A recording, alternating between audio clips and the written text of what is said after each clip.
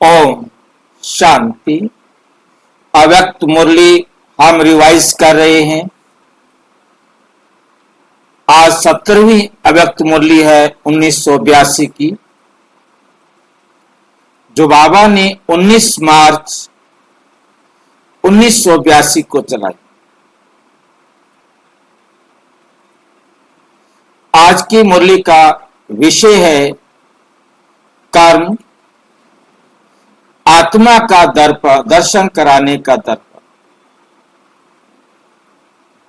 कर्म जो है वो आत्मा का दर्शन कराने का दर्पण है। कर्म से पता लगेगा कि ये आत्मा कैसी है। कर्म से पता लगेगा कि ये आत्मा कैसी है।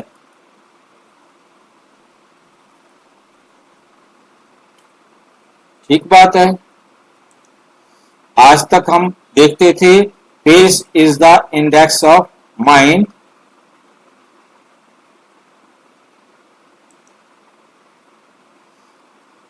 ओम शांति सभी आत्माओं को। आज जो है बाबा कहते तुम्हारा जो कर्म है वो कर्म बताएंगे कि आप किस प्रकार की आत्मा है।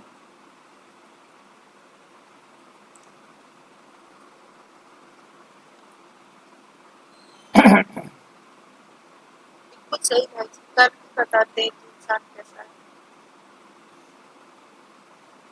कर्म ही बताते हैं कि आप किस प्रकार की आत्मा हैं।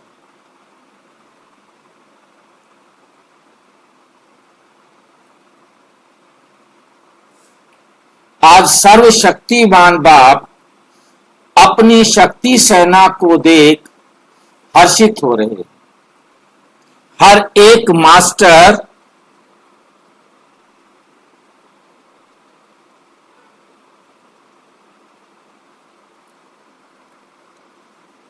सर्वशक्तिमान आत्माओं ने सर्व शक्तियों को कहां तक अपने में धारण किया, कहां तक अपने में धारण किया है।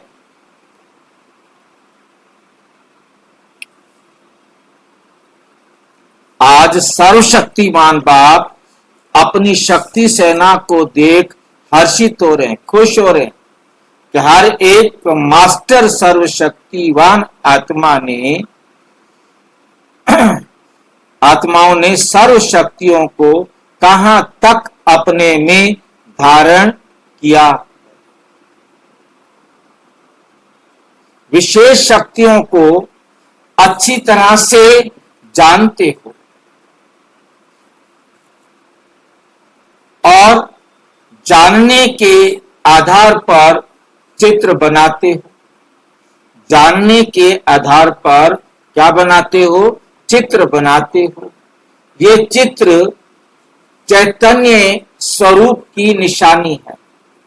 ये जो चित्र है ये क्या है? हमारे चैतन्य स्वरूप की निशानी है। श्रेष्ठता अथवा महानता, हर कर्म श्रेष्ठ महान है। इससे सिद्ध है कि शक्तियों को चरित्र अर्थात कर्म में लाया है। निर्बल आत्मा है वह शक्तिशाली आत्मा है। सर्वशक्ति संपन्न है वह शक्ति स्वरूप। एक होता है सर्वशक्ति संपन्न और दूसरा होता है हमारे पास शक्ति स्वरूप संपन्न। ये सब पहचान कर्म से ही होती है,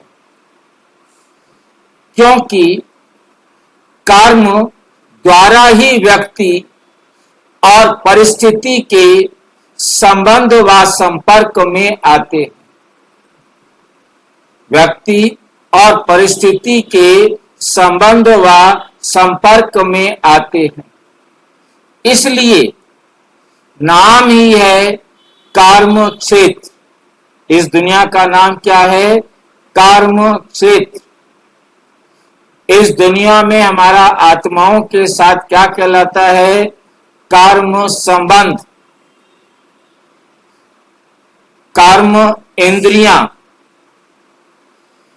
कर्म भोग, कर्म योग, कर्म बंधन भी। संबंध के साथ कर्म संबंध होता है और एक कर्म बंधन होता है। सतयुग त्रेता में कर्म संबंध कहते हैं, द्वापुर कलयुग में कर्म बंधन कहते हैं। तो इस साकार वतन की विशेषता ही कर्म है। इस साकार वतन की विशेषता ही कर्म है। इसलिए इसे क्या बोलते हैं? कुरुक्षेत्र कर्म क्षेत्र। ये संसार जो है कर्म क्षेत्र है। जिस जैसे निराकार वतन की विशेषता कर्मों से अतीत, कर्मों से परे अर्थात न्यारे हैं। परम धाम, परम अवस्था वो कर्मों से अतीत है और ये कर्म से जुड़ी हुई। ऐसे साकार वतन अर्थात कर्म, कर्म श्रेष्ठ हैं तो श्रेष्ठ प्रारब्ध मिलेगी। कर्म भ्रष्ट होने के कारण दुख की प्रारब्ध है। लेकिन दोनों का आधार कर्म, दोनों का आधार कर्म है। कर्म आत्मा का दर्शन कराने का दर्पण है। कर्म आत्मा का दर्शन कराने का दर्पण है। कर्म रूपी दर्पण द्वारा अपने शक्ति स्वरूप को जान सकते हो। अगर कर्म द्वारा कोई भी शक्ति का प्रत्यक्ष रूप दिखाई नहीं देता तो कितना भी कोई कहे कि मैं मास्टर सर्वशक्तिमान हूं, कितना भी कोई कहे कि मैं मास्टर सर्वशक्तिमान हूं, लेकिन कर्म क्षेत्र पर रहते कर्म में नहीं दिखाया तो गोया मानेगा, कोई मानेगा इस बात को कि ये सर्वशक्तिमान है। जैसे कोई बहुत होशियार योद्धा हो, युद्ध में बहुत होशियार हो, लेकिन युद्ध के मैदान में दुश्मन के आगे युद्ध नहीं कर पाए और हार खा ले तो कोई मानेगा कि ये होशियार योद्धा है। ऐसे अगर अपनी बुद्धि में समझते रहें कि मैं शक्ति स्वरूप हूं, मैं शक्ति स्वरूप हूं, लेकिन परिस्थितियों के समय, संपर्क में आने के समय जिस शक्ति की आवश्यकता है उस शक्ति को कर्म में नहीं लाते तो कोई मानेगा कि ये शक्ति स्वरूप हैं। सिर्फ बुद्धि तक जानना वे हो गया घर बैठे अपने को होशियार समझना, अपने को होशियार समझना। लेकिन समय पर स्वरूप ने दिखाया, समय पर शक्ति को कार्य में नहीं लगाया। समय पर स्वरूप ने तो दिखाया, परंतु जब समय आया तो शक्ति को कार्य में नहीं लगाया, समय बीत जाने के बाद सोचा तो शक्ति स्वरूप कहा जाएगा। जब समय के बाद वो शक्ति आए या उस शक्ति के बारे में सोचा जाए तो वो शक्ति स्वरूप कहा जाएगा? नहीं कहा जाएगा। यही कर्म में श्रेष्ठता चाहिए। जैसा समय वैसी शक्ति कर्म द्वारा कार्य में लगावें, कर्म द्वारा कार्य में लगावें तो अपने आप को सारे दिन की कर्म लीला द्वारा चेक करो कि हम मास्टर सर्वशक्तिमान कहां तक बने हैं।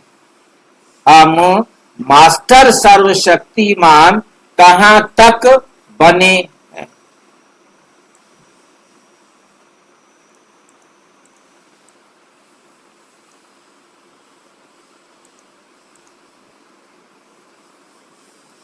विशेष कौन सी शक्ति समय पर विजयी बनाती है? कौन सी शक्ति समय पर विजयी बनाती है?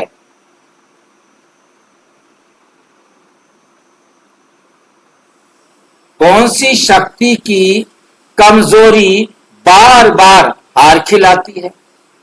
कई बच्चे अपनी कमजोर शक्ति को जानते भी हैं कि ये मेरे अंदर कमजोरी है। कभी कोई धारणा युक्त, संगठन युक्त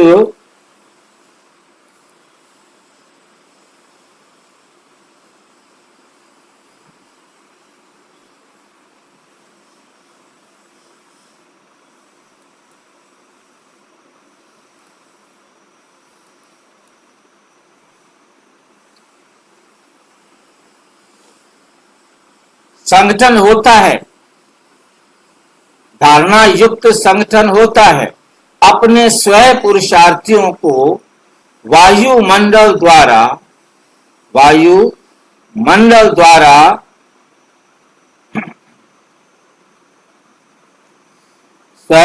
अपने स्वयं पुरुषार्थियों का वायुमंडल होता है तो वर्णन भी करेंगे, लेकिन साधारण रीति कैसे वर्णन करेंगे? साधारण रीति मेजॉरिटी अपनी कमजोरी को दूसरों से छिपाने की कोशिश करते। जो अपनी कमजोरी है वो दूसरों से छिपाने की कोशिश करते हैं।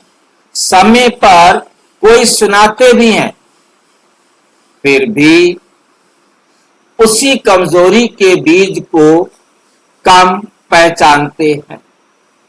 ऊपर से वर्णन करेंगे, बाहर के रूप के विस्तार का वर्णन करेंगे, लेकिन बीज तक नहीं जाएंगे।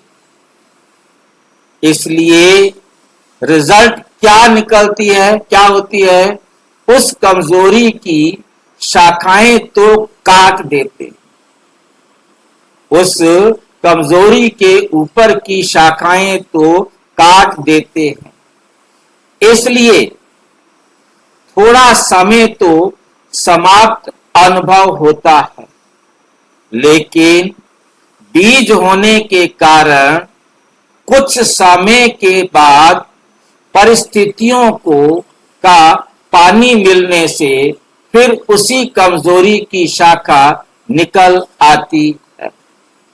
जैसे आजकल के वायुमंडल में दुनिया में बीमारी खत्म नहीं होती,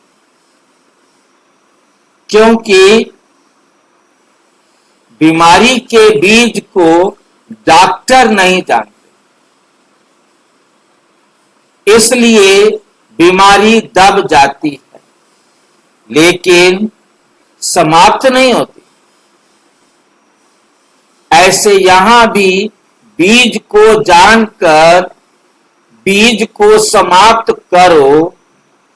कई बीज को जानते भी हैं,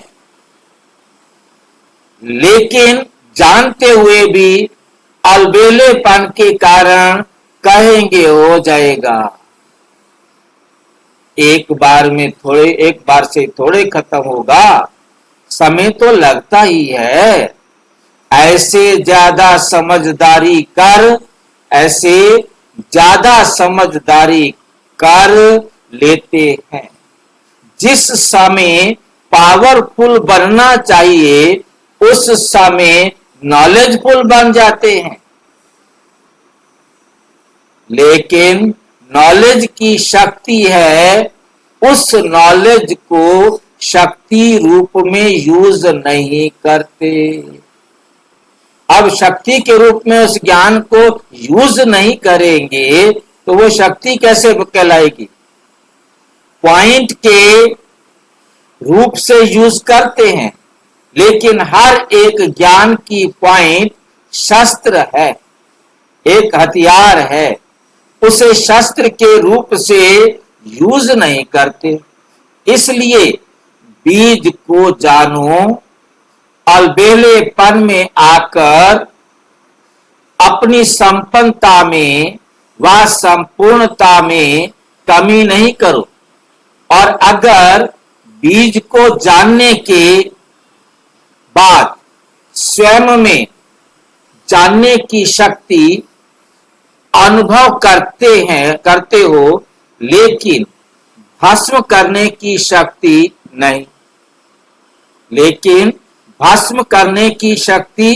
नहीं, नहीं समझते हो, तो अन्य ज्वाला स्वरूप श्रेष्ठ आत्माओं का भी सहयोग ले सकते हो। जो इस प्रकार में सक्षम हो उनकी मदद ले सकते हो। ये बात समझ में आ रही है कि नहीं?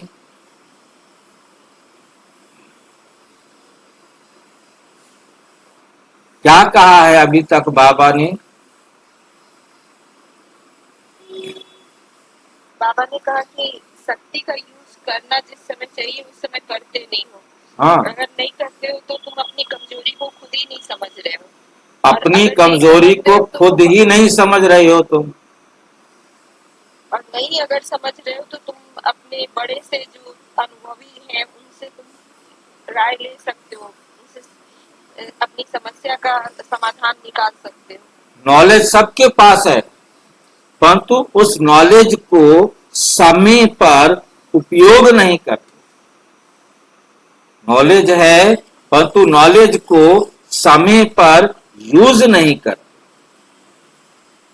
उसको समय पर यूज करो। जिस समय पर शक्ति को यूज करेंगे तब बढ़ेगा। हाँ, शक्ति को यूज करेंगे तो शक्ति बढ़ेगी। बहाने नहीं लगाओ, हो जाएगा, कर लेंगे, एक बार थोड़ा होता है, टाइम लगता है। क्योंकि कमजोर आत्मा होने के कारण डायरेक्ट बाप द्वारा कनेक्शन और करेक्शन नहीं कर पाते। बार बार आत्मा अगर दिल शिकस्त होती है ना तो आत्मा की शक्ति भी छीन होती जाती बार। तो सेकंड नंबर, श्रेष्ठ आत्माओं का सहयोग ले, स्वयं को वेरीफाई कराओ कि मैं ठीक हूं, मेरे में कहां कमी है। सहज प्योरीफाई हो जाएंगे, वेरीफाई कराएंगे तो सहज प्योरीफाई हो जाएंगे। अपने अंदर जो पवित्रता की कमी है वो भर जाएगी। तो पता लग जाएगा ना कहां मेरी कमी है, तो आप उसको भर सकेंगे। तो समझा क्या चेक करना है, कैसे चेक करना है। एक तो छिपाओ नहीं, दूसरा जानते हो टाल नहीं दो, तीसरा चला नहीं दो। ऐसा तो चलता है, सारे बंद होना गए हैं। चलाते हो तो फिर चिल्लाते भी हो, चलाते हो तो फिर चिल्लाते भी हो। तो आज बाप दादा शक्ति सेना को देख रहे थे। अभी प्राप्त की हुई शक्तियों को कर्म में लाओ, क्योंकि विश्व की सर्व आत्माओं के आगे विश्व की सर्व आत्माओं के आगे कर्म ही आपकी पहचान कराएंगे। कर्म से वे सहज जान लेंगे। कर्म से वे सहज जान लेंगे होगा, जाने लेंगे नहीं, सहज जान लेंगे। कर्म सबसे स्थूल चीज है। संकल्प सूक्ष्म शक्ति है। आजकल की आत्माएं स्थूल मोटे रूप को जल्दी जान सकती हैं। वैसे सूक्ष्म शक्ति स्थूल से बहुत श्रेष्ठ है, लेकिन लोगों के लिए सूक्ष्म शक्ति के वाइब्रेशन कैच करना अभी मुश्किल है। सूक्ष्म शक्ति के वाइब्रेशन कैच करना अभी मुश्किल है। कर्म शक्ति द्वारा आपकी संकल्प शक्ति को भी जानते जाए। जैसे कर्म करोगे, आपके कर्म के द्वारा उनको ये भी मालूम पड़ जाएगा कि इनकी संकल्प शक्ति कैसी है। मनसा सेवा कर्मणा से श्रेष्ठ है। वृत्तियों द्वारा वृत्तियों को, वायुमंडल को परिवर्तन करना, ये सेवा भी अति श्रेष्ठ है। ये सेवा भी अति श्रेष्ठ है। लेकिन इससे सहज कर्म है, उसकी परिभाषा तो पहले भी सुनाई।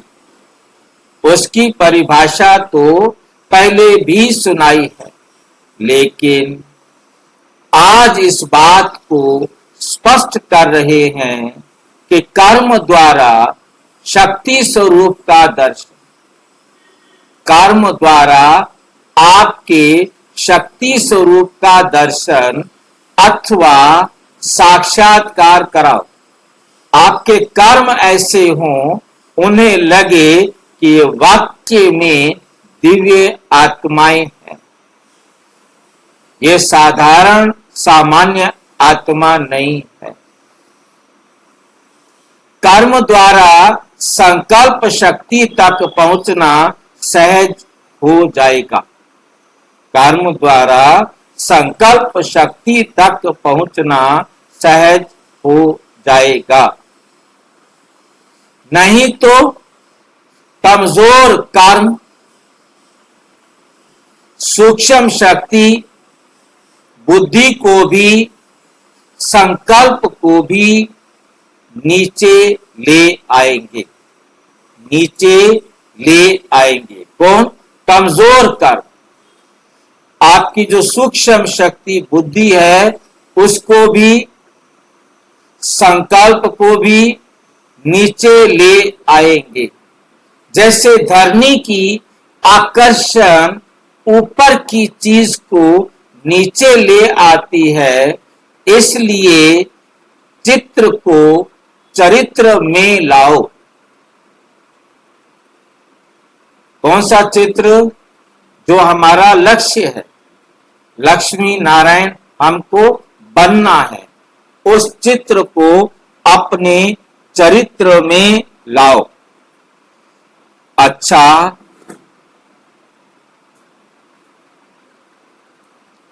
ऐसे हर शक्ति को कर्म द्वारा प्रत्यक्ष दिखाने वाले अपने शक्ति स्वरूप द्वारा सर्वशक्तिमान बाप को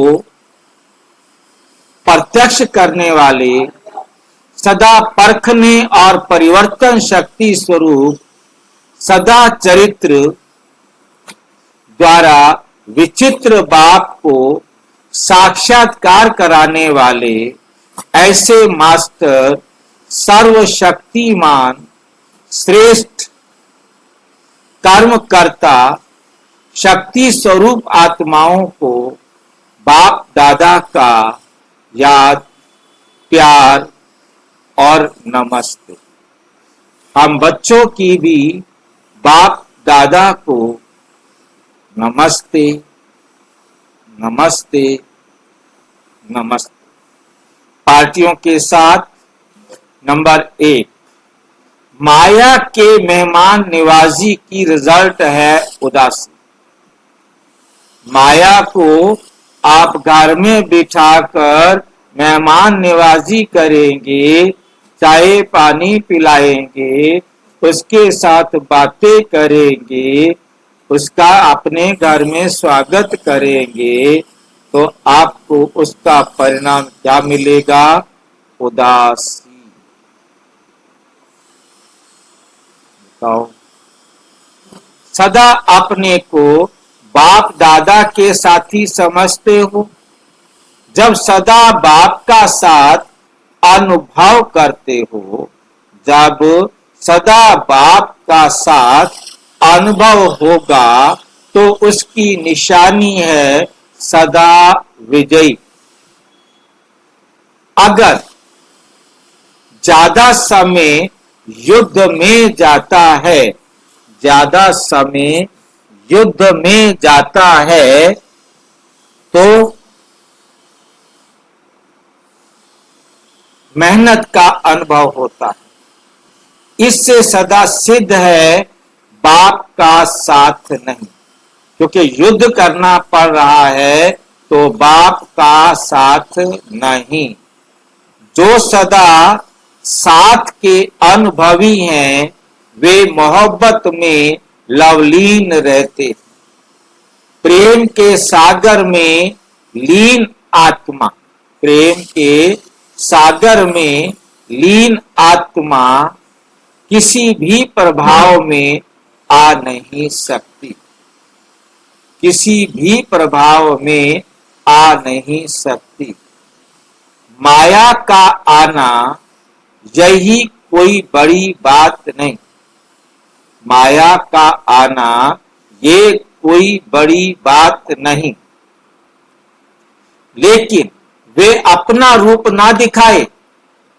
अगर माया की मेहमान निवाजी करते हो, तो चलते चलते उदासी का अनुभव होगा।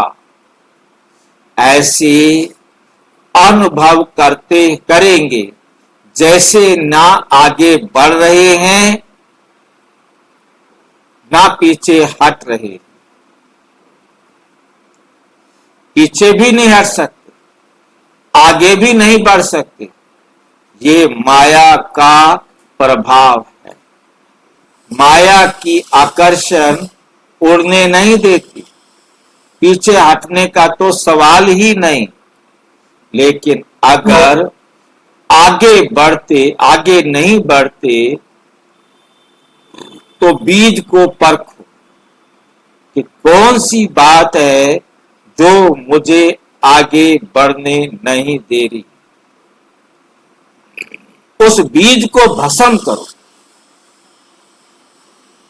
ऐसे नहीं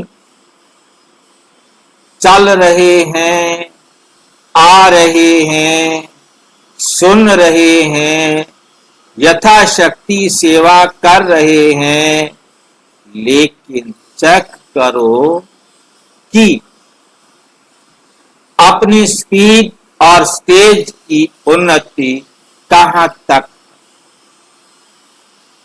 अच्छा,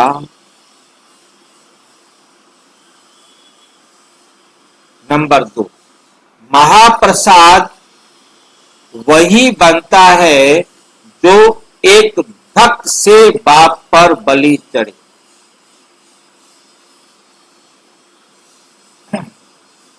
सभी बच्चे जीवन मुक्त स्थिति का विशेष वर्षा अनुभव करते हो।